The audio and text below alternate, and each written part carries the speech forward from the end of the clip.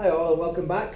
So today's session we are looking at the profit and loss account. Now on the board behind me here I've got a simplified version of a profit and loss account. Okay. Now when we think of profit, you should all know the equation for profit by now: total revenue minus total costs. And remember, profit is calculated annually, so you have to have been operating for at least 1 year until you can say that you have retained profit. So it's calculated over an annual period. However, there are, within total revenue minus total costs, within that equation for profit, there are 3 different profits that you need to know. So we have gross profit, net profit, and retained profit. Now this overall thing is what we call a profit and loss account. But as you can see here, the profit and loss account is broken down into 3 different sections. Each section is where one particular kind of profit is calculated. So in the trading account, this is where we calculate gross profit. This middle bit here is called the profit and loss account, okay? And this is where we calculate net profit. And then the last part, the appropriation account, is where we calculate retained profit. Now, the key thing here is you're not going to get asked what are the 3 sections. So if you don't remember these 3 sections, don't worry. The key thing is that you know how to calculate gross profit, net profit, and retained profit. And that's what today's session is going to be about. We're going to go through each of those. Once again, as before, make sure you have a copy of the formula sheet, because the formula sheet has each of these formulas already on there for you to revise from. Okay? Now the first part, the trading account, we have turnover. And just remember what turnover is, because in the exam they could use any terminology. Turnover is basically revenue. Okay? Total revenue, sales revenue, turnover, it's all the same thing. Okay? So we have turnover, aka sales revenue. That is the money coming in from selling our products. Okay? Then from our turnover we have to minus the cost of sales. Now the cost of sales are basically the variable costs. They are the raw materials. Okay? So these are the direct costs that directly used in making the product. For example, if you're making beef burgers, then your cost of sales would be the bread, the beef, the cheese, the ketchup, okay? The physical direct costs. It's really easy to figure out how much these costs are for a beef burger, because you know how much your bread costs, you know how much your beef costs, your cheese, etc. So these are what we call the cost of sales. These are the raw materials. So the first profit, to get gross profit, we just do the sales revenue minus the cost of sales, and that gives us gross profit. Okay? So here in this example we have 47,298,000 minus 43,668. Now it's in millions because it says at the top, and that gives us 3,630,000. Now remember, this is in brackets, so bracket just means we minus. Okay? Personally in the exam, I don't think it will have bracket symbols on like that. You've just got to remember the formula. Turnover minus cost of sales gives you this. Okay, so that's how we calculate gross profit. We don't, however, get to keep this. Gross profit we don't get to keep because we have many more costs, many more expenses that we still have to pay for. So gross profit is just the revenue minus the direct costs, which are the raw materials. Okay. Now, in order to get net profit, what we do is we do gross profit plus other income. Now, other income might be income that you've made from renting an apartment or renting some floor space in your factory to another company. So other income is income that comes not from your usual business activities. Okay, if you're selling beef burgers, then when you sell a beef burger, that is revenue. Okay, but if you're renting out some floor space in your factory, then that would be other income. So we do gross profit plus other income minus our operating expenses. Again, in the exam, I don't know if they'll call them operating expenses, or even fixed costs. Okay, you've just got to get used to that many things have, or something has many different names. Okay, so I'll say this again: gross profit, net profit is gross profit and other income minus operating expenses, and that gives net profit. So we take our gross profit, which is here, add 450. Minus our expenses, okay, basically these 2 calculations here, 450 minus 1,277 gives this here. So gross profit minus, okay, the difference between these 2 gives a net profit of 2,803 million, okay? just a heads up, in the exam, I very much doubt they will give you other income. I think they will just make it nice and easy for you. In order to calculate net profit, it's quite simply gross profit minus operating expenses. Okay, so it would just be gross profit minus expenses gives you net profit. Again, we don't get to keep net profit. We're getting closer to the profit we get to keep, but we don't get to keep it because we still have to pay for tax and we still have to pay for dividends. So retained profit is basically net profit minus tax minus dividends. Okay, and that gives us our retained profit, and the retained profit is the profit that we get to keep. Okay, and this is in the appropriation account.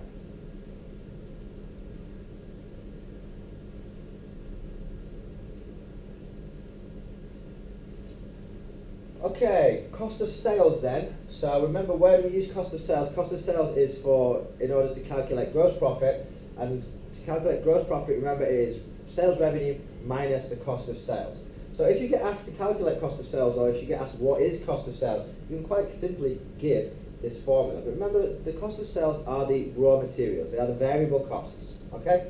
So to get the cost of sales, we have the opening stock, we add purchases during the year, and we minus the closing stock. Now let me go over what that means. If you think, remember, profit is calculated annually over a yearly period. So the opening stock is what we have in the storeroom, in the warehouse, on the first day of the year. So basically this is what we start the year with. So this is the 1st of January. Okay? Then we add whatever we bought throughout the year. So from the 1st of January to the 31st of December, this is what we have purchased. Okay? The closing stock is whatever we haven't used. So we have to minus the closing stock, because remember, the closing stock becomes, on the 31st of December, whatever you haven't used, whatever is still in your warehouse, then becomes your opening stock the following year. So I'll say that again. Cost of sales is the opening stock, what we have in the warehouse on the 1st of January, plus what we bought throughout the year from the 1st of January to the 31st of December, and then we minus the closing stock, because this is whatever stock we haven't used. Okay? Because that then goes on to next year's profit and loss account. Okay? So that is how you calculate the cost of sales. Let's have a little look at a worked example of this. So we have sales revenue of 120. Our cost of sales, this is the stock on the 1st of January in our warehouse of 14. We've purchased throughout the year 83. So throughout the year, January to December, we've purchased 83. Okay? That gives 97 in total. However, on the 31st of December, we haven't used 10. Okay? So we have to minus that. So it's the opening stock plus purchases minus the closing stock. That gives us 87. Okay? So to calculate gross profit, we do sales revenue minus cost of sales. 120 minus 87 gives us a gross profit of 33. And you know what the opening stock is for the following year, which will be 2007, because the opening stock, remember, is the closing stock from the previous year. So the opening stock next year would be 10, because remember, the closing stock becomes the opening stock the following year.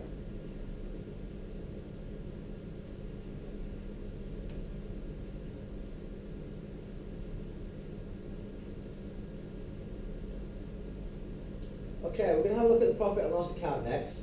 So the profit and loss account, remember, is where we calculate net profit. Now, in order to calculate net profit, what we do is we take our gross profit. Remember, I don't think they'll have you doing this, but in order to calculate net profit, we do gross profit plus other income. So 140 plus the other income. So 140 plus 15 gives 155 minus our operating expenses. Now, operating expenses, again in the exam, they may call fixed costs, or they may just call expenses. So we take this income here, this profit that we have here, we minus our operating expenses. So this is the total of all of these here. This is those added up. So 155 minus our operating expenses gives a net profit of 55. The simplified formula for net profit is quite simply gross profit minus operating expenses. And that is probably the one that they will give you in the exam. Again, what are the operating expenses? So these are all the indirect costs. These are the costs that aren't physically used in making a product. So it's not the raw materials. So it's really hard to calculate these because they're indirect, such as if you're making burgers, how much rent is it costing you per burger? It's really hard to calculate that. So these are what we call indirect costs. Okay? So we have rent, salaries is a good one, okay? Advertising, so these are the expenses.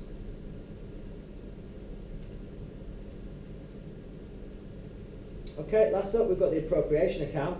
So this is the very last profit, and this is, remember, the profit that we get to keep. Okay, now the appropriation account is where we calculate retained profit, and retained profit is basically net profit minus tax minus dividends. Okay, so the tax that we have to pay in business is called corporation tax. Now I'll just go over what corporation tax is. Corporation tax is a tax taken from a business's profits. In the UK it's 20%. So if you make a profit of £1 million, then 20% of that would be taken by the government, which means they would take £200,000, and then the business would get to keep £800,000. Okay? So corporation tax, remember, is a direct tax. It's directly taken from a business, and it's taken from a business's profits. Dividends is basically a percentage of the profit which is paid to shareholders. So just remember, all limited companies, private and public limited companies, have shareholders. They invest their money in the business, and they do that because they want to make a return. They want to make money on their investment. And one of the ways that shareholders make money is by dividends. So dividends are a share of the profit, a percentage share of the profit paid to shareholders. Okay, it's basically their reward. Okay. So let's have a little look at a worked example here. So basically we have our net profit, and then we minus corporation tax. So 540 minus 190 gives a profit after tax of 350. Then this business pays dividends of 120. So 350 minus 120 gives us a retained profit of 230. Now, with it being called retained profit, that means that that profit is put back into the business, it's reinvested back into the business for things such as expansion. Okay, so that is retained profit. Just going to summarize again those three profits for you. It is really, really important that you remember how to calculate each of those profits. Okay, so the first one, gross profit. So in order to calculate gross profit, remember it is sales revenue minus cost of sales. Okay, to calculate net profit, we take the gross profit and we minus operating expenses. And then the last one, retained profit, we take net profit and we minus tax and then dividends. Okay. Okay, so now we know how to calculate the three profits, so gross profit, net profit and retained profit. Let's put this all together on a full profit and loss account. Okay, so the first thing that we have to do is calculate gross profit. Now remember, how do we calculate gross profit? We just take our sales revenue and we minus our cost of sales. So our sales revenue is 750,000, cost of sales is 475,000. That minus that gives us 275,000. So that is how we calculate our gross profit. Again, how we calculate net profit? So net profit is basically gross profit, which is here, minus our operating expenses, or expenses is what they may use, or again, remember they could call it fixed costs. So these are fixed costs, these are the variable costs in the exam. So we just minus these off. Let's have a little look on here. So this number here is basically the total of all our operating expenses, and to get our net profit, we just do our gross profit minus the total of our operating expenses, and that will give us net profit of 102,600. Taxation in this example is 22,600. Now remember, corporation tax is a tax taken from a company's profits, so that is minus off of our net profit. Okay. That gives us a profit after tax of 80,000. Okay. Now we have to minus dividends to get our retained profit. Dividends are 24,000, so 80,000 minus 24,000 gives us a retained profit of 56,000. And remember, the retained profit is the profit you get to keep, profit that can be reinvested back into the business. Okay. That is everything on the profit and loss account. So, as always, guys, I hope you found that useful. It's really, really important, super important that you revise all of those formulas so that if you have to do this in the exam, you can calculate those profits, because it's a 12-mark question usually on paper 2. So it's vital that you have that formula sheet and you're fully revised. Okay, guys, see you.